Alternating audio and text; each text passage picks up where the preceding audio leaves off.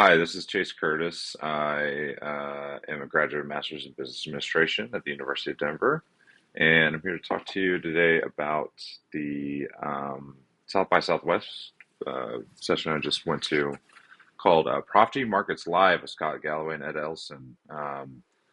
This is pretty cool. I listen to their podcast a lot. Very insightful, knowledgeable professor and his co-host, who is 25 and so young, but very insightful about uh, what's going on in the news, how policies affect the markets, and what we can do to like stay ahead or just be cognizant of it. Um, so started off, Scott gave his little the number, and the number today was eight. If Texas was its own economy, it would be the eighth largest economy in the world. So that's a pretty interesting little tidbit.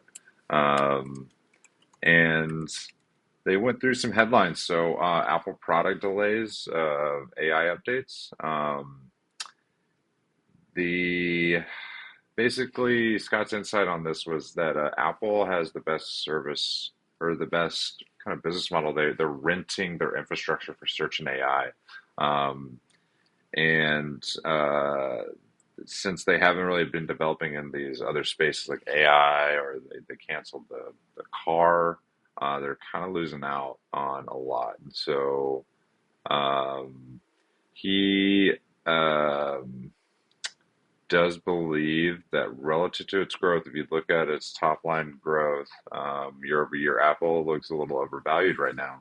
Um, but what they don't have and what they're not thinking about is like the Apple Watch and those AirPods are like a could be like a Fortune 50 company on its own.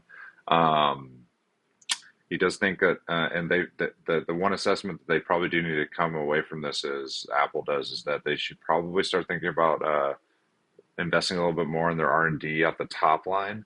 Um, Probably not going to be a whole lot of shakeups, but this is just interesting. We might start seeing Apple stock start to fall, um, probably gradually, but not super crazy. Um, the other headline was Sony has taken down a bunch of the deep fake recordings of its artists that it has. Very recently, Scott was actually deep faked. Um, but because the deep fake and what it was pushing was like cryptocurrency and like financial advice, but because the deep fake was on Instagram slash Meta, um, they have Section 230 protections. So he was really advocating on 230 needs to be redrawn. There needs to be protections against fakes on platforms to protect real person's personal IP and their brand.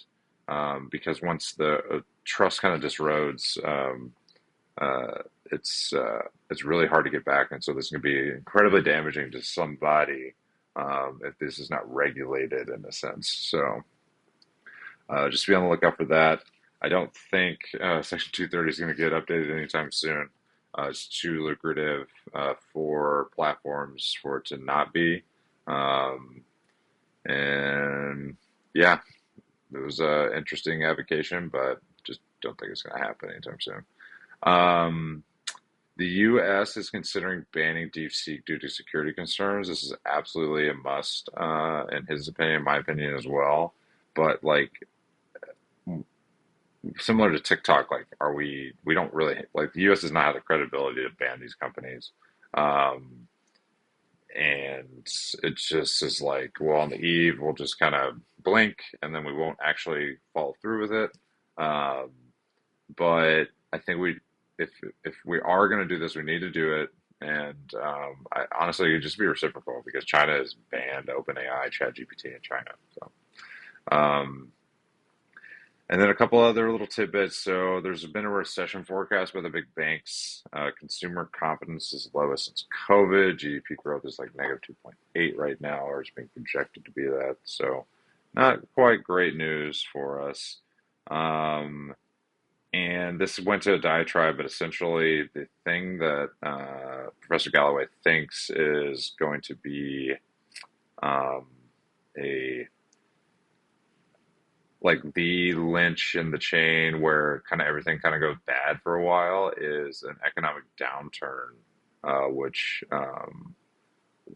which could cause, just a blip in our history where it might look like a little bit of a dark period for us. We'll see. Hopefully, the economic downturn isn't coming down too soon.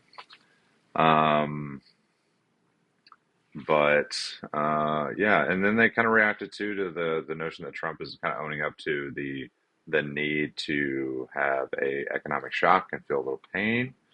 Um, but that's just again, that's the economic downturn that maybe we go into this little dark period where it's more authoritarian in nature.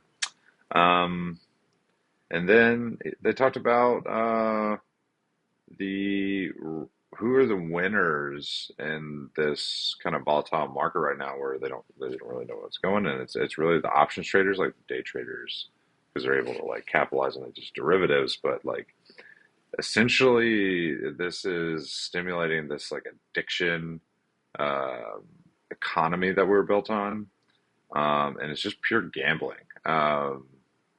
If you've seen like online gambling stocks have exploded, any person or company that is in Las Vegas right now, their valuations are up so high. Um, but the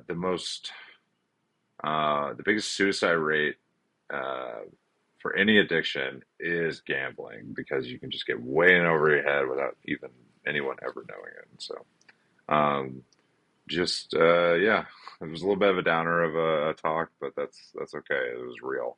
Um, and then he talked about like the ways to solve housing crises, and like housing supply is super down, but Austin's a great example.